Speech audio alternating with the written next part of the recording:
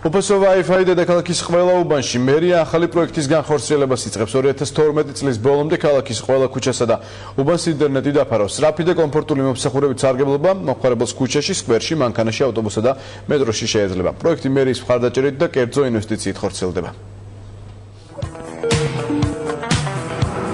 ავტობუსში ვარ და უფასო ინტერნეტი ჭერს. ინტერნეტი ქუჩაში, სკვერებში, დაწესებულებებში, მანქანაში, ავტობუსსა და მეტროში. თბილისი 21 საუკუნის ინტერნეტ ქალაქად იქცევა. 2012 წლის ბოლომდე ყველა უბანი უფასო უსადენო ინტერნეტით დაიფარება. მეილი მივიღე, ოფისში მისვლაც აღარ გჭირდება. სიახლის შესახებ პირველად თბილისის მერმა ვარკეთილში სტუდენტებთან და ადგილობრივ მოსახლეობასთან შეხვედრისას ისაუბრა. გიგი უგულავამ ხაზი გაუსვა საზოგადოებისთვის ინტერნეტის მნიშვნელობასაც. 21 საუკუნის ადამიანს სწორედ ჭირდება ხელმისაწვდომი ინტერნეტი. მენდეთ ეს ასევე მნიშვნელოვანია, როგორც ხელმისაწვდომი ჯანდაცვა, საშუალო განათლება. მე ვიცი ხა ბევრი ადამიანია, რომელიც იტყვის, რომ რა დროის ინტერნეტია, ხა მე ხვალ შეიძლება ბავშვს რა ვაჭამო, არ ვიცი.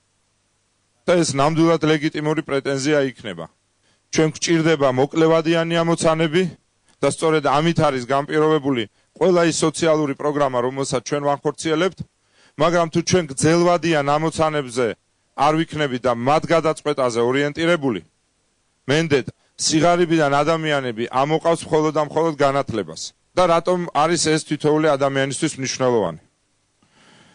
როდესაც მე-20 საუკუნის დასაწყისში ილია ჭავჭავაძე, იაკობ გოგებაშვილი და სხვა ჩვენი ქვეყნის დამფუძნებელი მამები ფიქრობდნენ თუ როგორ ეშველათ ჩვენი ქვეყნისთვის, მაშინაც იყო ორი მოსაზრება. ერთი მოსაზრება იყო, რომელიც ამბობდა, რომ დღეს ხალხს უჭირს და ჩვენ უნდა მივეხმაროთ სოციალური პროგრამებით, ხელმისაწვდომი ჯანდაცვა იქნება თუ ნებისმიერი სხვა. მაგრამ იყო მეორე ჯგუფი, რომელიც ამბობდა, რომ თუ გვინდა რომ ჩვენ სიღარიბიდან ამოვიყვანოთ ჩვენი ქვეყანა, თუ გვინდა რომ ჩვენ ქართველებში გავაღვიძოთ ეროვნული თვითშეგნება, ამისათვის ყველაზე მეტად აუცილებელია ცოდნა. 21 საუკუნეში ეს დაახლოებით იგივეს ნიშნავს, რაც მე-20 საუკუნის დასაწყისში წერა-კითხვის გავრცელება. როცა ვლაპარაკობთ სიტყვის თავისუფლებაზე, აქაც მთავარია, რომ ჩვენ საზოგადოებას მივცეთ შეუზღუდავი წვდომა ინფორმაციაზე. და აი ამ შეუზღუდავ შესაძლებლობას ადამიანს სწორედ აძლევს ინტერნეტი. უფასო ინტერნეტით სარგებლობისთვის საკმარისია მომხმარებელმა ჩართოს კომპიუტერი, ტელეფონი ან სხვა მოწყობილობა, მოძებნოს ქსელი სახელწოდებით თბილისი loves you და შევიდეს ქსელში ყოველგვარი შეზღუდვის გარეშე. Შემთხვევით სტუდენტებს არის ძალიან მნიშვნელოვანი და მეტად ხელსაყრელი, იმიტომ რომ ავტობუსში, მიწის ქვეშ გადასასვლელში, სკვერში და ბაღში ყველგან ექნება საშუალება, რომ ვისარგებლო უფასო ინტერნეტით. დღესდღეობით უკვე თითქმის ყველას აქვს ლეპტოპი, Wi-Fi საშუალება.